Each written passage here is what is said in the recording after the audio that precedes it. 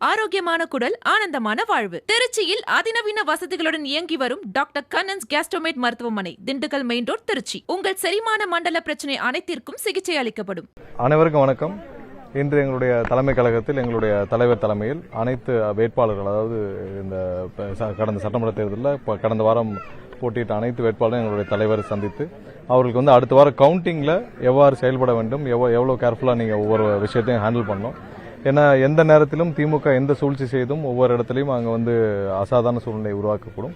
அதனால் ஒவ்வொரு நேரத்திலும் எவ்வளோ கவனமாக நம்மளுடைய வேட்பாளர் கவுண்டிங் சென்டர்ஸில் எப்படி செயல்பட வேண்டும், ஒவ்வொரு ரவுண்டு கவுண்டிங்கை எப்படி அவங்க பண்ணணும் அப்படின்னு எல்லாருக்கும் ஒவ்வொரு ஜோன் வைஸாக எங்களுடைய தலைவர் அவர்களை சந்தித்து ஆலோசனை வழங்கினார். கண்டிப்பாக அடுத்த வாரம் 4ஆம் தேதி நடக்க போகிற கவுண்டிங்கு மிகவும் நியாயமாக, நேர்மையாக, எந்தவித இடையூறும் இல்லாமல் நடக்க வேண்டும். அதற்காக நேற்று நாங்கள் தேர்தல் ஆணையத்தையும் சந்தித்து உள்ள கவுண்டிங் சென்டர்ஸ்க்குள்ள அதிகமான செக்யூரிட்டி வேணும், அதிகமான சிஆர்பிஎஃப்பும் மத்திய படையும் ஃபோர்ஸும் வேணும்னு கேட்டிருந்தோம். ஏன்னா திமுக தோல்வி பயத்தால் தோல்வியை பார்க்கும் பொழுது அவங்க வேற மாதிரி ரியாக்ட் பண்ணுவாங்க. ஸோ அதெல்லாம் ஹேண்டில் பண்ணுறதுக்கு சரியான நிலையில் தேர்தல் ஆணையம் தயாராக இருக்க வேண்டும் கேட்டிருந்தோம். அவங்களும் அதுக்கு தயாராக இருக்குன்னு சொல்லியிருக்காங்க. போஸ்டல் ஓட்டுகளையும் எப்படி ஹேண்டில் பண்ணணும்னு சொல்லி எங்களுடைய தலைவர் ஒவ்வொருத்தரையும் சந்தித்து அவர்களுக்கு ஆலோசனை வழங்கி முடித்திருக்கிறார். கண்டிப்பாக அடுத்த வாரம் 4ஆம் தேதி இதெல்லாம் நம்ம எதிர்கொள்ளும். இல்லை, எக்ஸிட் போல்கள் எப்பயுமே உங்களுக்கு உண்மையை தர்றதில்லை. இல்லை, 4ஆம் தேதி 4 நாட்கள் இருக்கு, வெயிட் பண்ணுவோம். கண்டிப்பாக 4 நாட்கள் கழித்து என்ன மக்கள் என்ன வாக்களித்தார்களோ, என்ன மக்கள் நினைத்தார்களோ அது உண்மையை அன்னைக்கு பிரதிபலிக்கும். அது வரைக்கும் வெயிட் பண்ணலாம். இல்லை, எல்லாத்தையுமே நம்ம ஒரே வரையாக மக்கள் என்ன வாக்களித்தார்களோ அதை பார்ப்போம். நம்ம எக்ஸிட் போல் இதை நம்பி இன்னொரு 4 நாள் இருக்கு, எதையுமே அசம்ஷன்லயோ இல்லை நம்ம ஒரு இதுலயோ எடுத்து பேச வேண்டாம். கண்டிப்பாக 4 நாட்கள் உண்மை நிலைமை வரப்போது, அதை வைத்து பேசிக்கொள்ளலாம். இல்லை, யாருமே எடுக்கல. கண்டிப்பாக மக்கள் வாக்களித்தார்கள். அது ஆன் கிரவுண்ட் களத்தில் என்ன மாதிரியான மக்கள் எவ்வளவு ஆதரவாக 80% மேல இருக்க மக்கள் முழு அளவில் எங்களுடைய தலைவருக்கு ஆதரவு வச்சு வாக்களித்தார்கள். அதை கிரவுண்ட்ல பார்த்தோம். நேரடியாக பார்த்த பிறகு எந்த எக்ஸிட் போலும் எங்களுக்கு தேவையில்லை. ரிசல்ட் அன்னைக்கு பார்த்துக்கலாம். இல்ல, அதெல்லாம் அந்தந்த இன்ஸ்ட்ரக்ஷன்ஸ் அதுக்கப்புறம் தனியாக போகும். இன்னைக்கு கவுண்டிங்க்கு எப்படி ஹேண்டில் பண்ணணும், கவுண்டிங் அன்னைக்கு எவ்வாறு கவனமாக செயல்பட வேண்டும் என்று எங்களுடைய தலைவரோட இல்ல அது அறிவிப்பு வரும். ஒவ்வொரு கட்டத்திலும் அதுக்கு அறிவிப்பு வரும். இன்னைக்கு 4ஆம் தேதி எப்படி இவங்க கவனமாக செயல்பட வேண்டும் என்று அறிவுறுத்தப்பட்டுள்ளது. இல்ல, அதுதான் இல்ல, அதுக்கு 4ஆம் தேதி ரிசல்ட்டுக்கு அப்புறம் தான் நம்ம பார்க்க முடியும். கண்டிப்பா எங்களுக்கு முழு அளவில் இதுவரைக்கும் பார்க்காத ஒரு தேர்தல். நீங்க எல்லாரும் களத்துல எத்தனையோ தேர்தல் பார்த்திருப்பீங்க. நீங்கள் யாரும் பார்க்காத ஒரு தேர்தல் களமாக இந்த களம் கண்டிப்பா எல்லாருக்கும் இருந்திருக்கும். யாருனாலையும் கணிக்க முடியாத ஒரு தேர்தல் களமா இருந்திருக்கும். ஒட்டுமொத்த மக்களும், தமிழக மக்களும் ஆர்வமாக போய் பூத்துல வாக்களிச்சு தான் ஏதோ அவங்க வீட்டுல ஒரு விழாவோ ஒரு திருவிழா மாதிரி இருந்த ஒரு தேர்தல். கண்டிப்பா அது ஒரு மாற்றத்திற்கான தேர்தல். களத்தில் முழு அளவில் எல்லாருமே பார்த்தோம். எல்லா அளவில் அப்படி குழந்தைகளிலிருந்து பெரியவர்கள் வரைக்கும் அனைவரும் ஆர்வமாக எதிர்பார்க்கும் ஒரு தேர்தல். கண்டிப்பாக அவர்கள் எதிர்பார்ப்பு என்றைக்கும் பொய்யாகாது.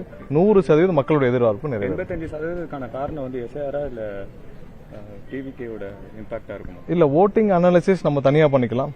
மக்கள் அனைவரும் எவ்வாறு வாக்களித்தார்கள் நம்ம பேசிக்கலாம். ஏன்னா மக்கள் அனைவரும், எல்லா தரப்பு மக்களும், நீங்க திமுக வாக்காளர்களும் எங்களுக்கு வாக்களித்திருக்கார்கள், அதிமுக வாக்காளரும் எங்களுக்கு வாக்களித்தார்கள். ஒட்டுமொத்தமாக தமிழக மக்கள் அனைவரும் மாற்றத்தை விரும்பி வாக்களித்துள்ளனர். அது நீங்க தேர்தல் அன்னைக்கு பாத்துக்கலாம். நம்ம மற்ற ஓட்டிங் பேட்டர்ன் அனாலிசிஸ் எல்லாத்தையும் நம்ம அலசிட்டு இருக்க வேண்டிய அவசியம் இல்லை. நம்ம 4ஆம் தேதி ரிசல்ட் வரப்போ அதை பார்த்து நம்ம கண்டிப்பா என்ன அன்னைக்கு நடந்திருக்கோ அதை தெரிஞ்சுக்கலாம். வேற ஏதாவது கேள்வி இல்லை.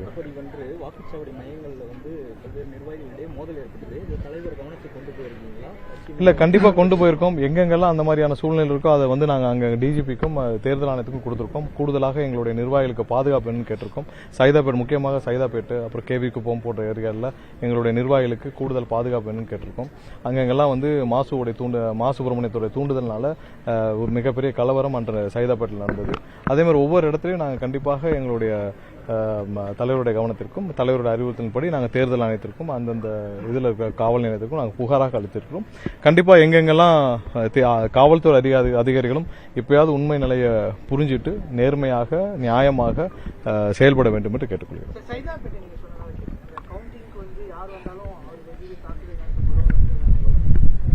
இல்ல கண்டிப்பா எங்களுக்கும் அந்த செய்தி வந்தது. அதாவது சைதாப்பேட்டையில் எங்களுடைய நிர்வாகிகளை தாக்க மா சுப்பிரமணியம் வந்து பல ரவுடிகளை ஏற்பாடு செய்திருப்பதாகவும், அங்கே கவுண்டிங்க்கு வரும் எங்களுடைய நிர்வாகிகள் தாக்கப்படும் சூழ்நிலை இருப்பதாகவும், அதுக்காக நாங்கள் புகாரும் அமைச்சிருக்கிறோம். கண்டிப்பா நாங்கள் தேர்தல் ஆணையம் தனியாக ஒரு புகார் அளிக்கவும் உள்ளோம்.